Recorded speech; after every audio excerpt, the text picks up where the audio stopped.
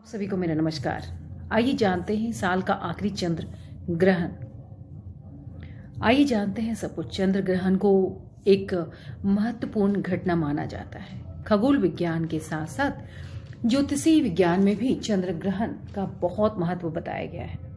इस वर्ष यानी कि साल का 2020 में चंद्र ग्रहण की ये घटना कुल 4 बार होनी थी, जिसमें से 3 चंद्र ग्रहण हो चुके हैं। इस साल में पड़ने वाला चौथा और आखिरी चंद्र ग्रहण 30 नवंबर यानी कि आज सोमवार के दिन पड़ रहा है। इस साल के अन्य सभी चंद्र ग्रहण की ही तरह यह चंद्र ग्रहण भी उपछाया चंद्र ग्रहण की श्रेणी में आएगा। इसकी अवधि 13:04 से लेकर 17:22 तक रहने वाला है। हिंदू पंचांग के अनुसार यह चंद्र ग्रहण शुक्ल पक्ष की पूर्णिमा तिथि को रोहिणी नक्षत्र और वृषभ राशि में होगा। इसलिए वृषभ राशि के जातकों को इस समय कुछ परेशानियों का सामना करना पड़ सकता है। जी हाँ, यूं तो यह चंद्र ग्रहण भारत में दिखाई देगा, लेकिन इसका सूतक काल मान्य नहीं होगा। इसके पीछे की वजह और तर्क क्या है, आइए जानते हैं। सूर्य ग्रहण और चंद्र ग्रहण हमारे जीवन पर महत्वपूर्ण प्रभाव डालते हैं, लेकिन उपछाया चंद्र ग्रहण वास्तव में एक पूर्ण ग्रहण नहीं होकर एक आभासी ग्रहण है और वास्तविकता में चूंकि चंद्रमा ग्रहण का भाग नहीं बनता, केवल उसकी सतह धूमिल हो जाती है, इसलिए यह वास्तव में कोई ग्रहण नहीं है और यही वजह है कि इसका सूतक भी मान्य नहीं है। इसलिए लोगों को इसको लेकर घबराने की तनिक भी आवश्यकता नहीं है। हालांकि चंद्रमा हमारे जीवन में महत्वपूर्ण गतिविधियों पर अधिकार रखता है, इसलिए इस दिन भगवान शिव जी की पूजा करना उत्तम फल प्रदान करता है। वही हमारे दूसरे ज्योतिषी इसके बारे में क्या कहते हैं और हम आप सभी को क्या राय देना चाहते हैं, आइए जानते हैं। कार्तिक पूर्णिमा के दिन लगने जा रहा है साल का अंतिम चंद्र ग्रहण। एक उपछाया चंद्र ग्रहण होगा। चंद्र ग्रहण के दौरान चंद्रबिंब कहां से भी अंधकार नहीं होगा, बल्कि चंद्रमा का आभा कुछ समय के लिए मलिन हो जाएगी। अक्सर जब चंद्र ग्रहण लगता है तो पहले चंद्रमा इस स्थिति में गुजरता है, फिर चंद्रमा का बिंब काला दिखने लगता है। लेकिन इस ग्रहण में चंद्रमा का बिंब काला होने से पहले ही ग्रहण समाप्त हो जाएगा, इसलिए इसे ग्रहण नहीं उपछाया ग्रहण कहा जाएगा। यह चंद्र ग्रहण भारत के कोई हिस्से में चंद्रोदय से पहले ही समाप्त हो जाएगा, इसलिए देश के कुछ हिस्सों में जहां चंद्रोदय शाम 5:23 से पहले होगा, वहां ग्रस्तोदय के रूप में चंद्र ग्रहण देखा जा सकेगा। अन्य स्थानों पर इस ग्रहण को लोग नहीं देख पाएंगे। आइए जानते हैं उपछाया चंद्र ग्रहण के दौरान सूतक काल प्रभावी माना जाता है या नहीं। उपछाया चंद्र ग्रहण से जुड़ी कई मान्यताएं हैं, जहां ज्योतिष के कुछ विद्वान इस बात पर भी चर्चा करते आ रहे हैं चंद्र ग्रहण के दौरान सूतक काल प्रभावी नहीं होता है, तो वहीं दूसरी तरफ ज्योतिष के अनुसार अन्य जानकार भी मानते हैं कि इस चंद्र ग्रहण में भी सूतक प्रभावी होता है।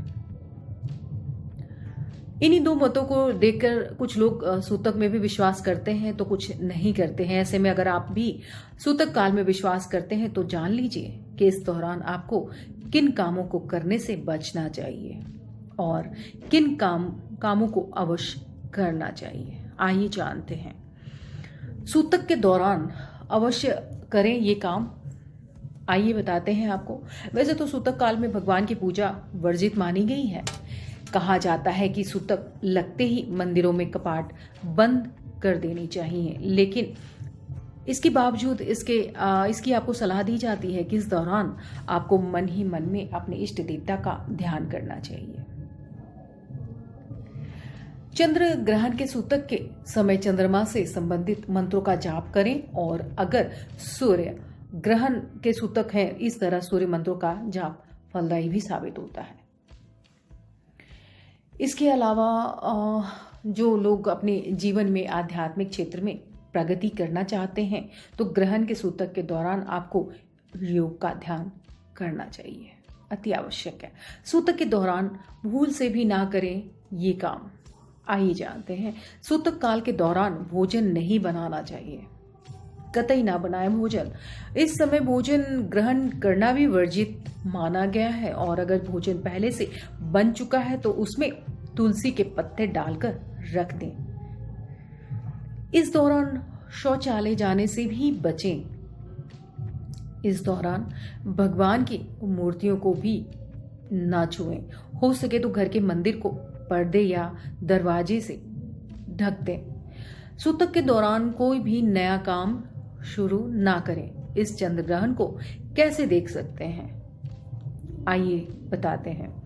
जानकारी के लिए बता दें कि इस तरह के चंद्र ग्रहण को देखने के लिए आपको कोई विशेष सावधानी नहीं बरतनी होती है, क्योंकि उपछाया चंद्र ग्रहण पूरी तरह से सुरक्षित है माना जाता है, इसलिए आप इसे नंगी आंखों से भी देख सकते हैं। हाँ, लेकिन कहा जाता है कि अगर आप यह ग्रहण देखने के लिए टेलीस्कोप की मदद लेते हैं तो इससे यह नज़ारा आपको कई गुना खूबसूरत नजर आएगा।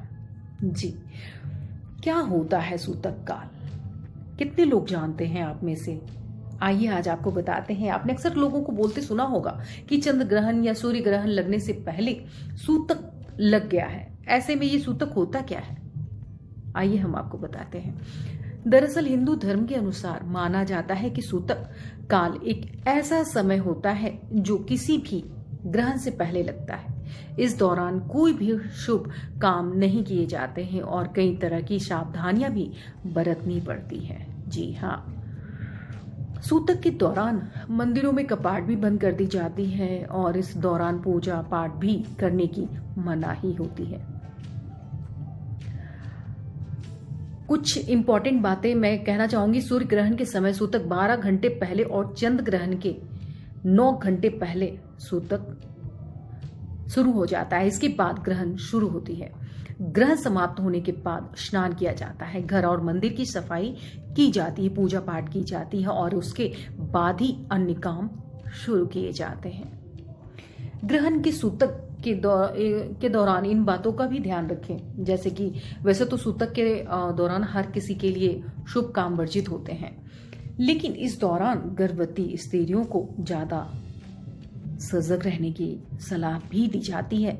मान्यता है कि सूतक काल के दौरान किसी भी गर्भवती महिला को घर से बाहर ना निकलने दे, क्योंकि सूतक के समय वातावरण में नकारात्मक ऊर्जा होती है, जिससे होने वाले बच्चे पर बुरा असर पड़ सकता है।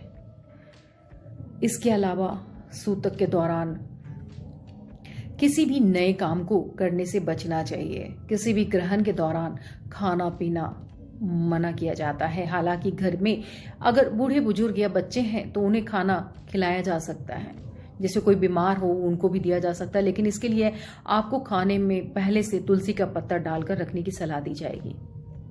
मैं तो बिल्कुल देती हूँ। ग्रहण के दौरान आज भी कई जगहों पर खाना नहीं बनाया जाता है। इसके अलावा सूतक के दौरान गर्भवती महिलाओं को चाकू, ब्लेड या कैंची जैसी चीजें भी इस्तेमाल नहीं करनी चाहिए।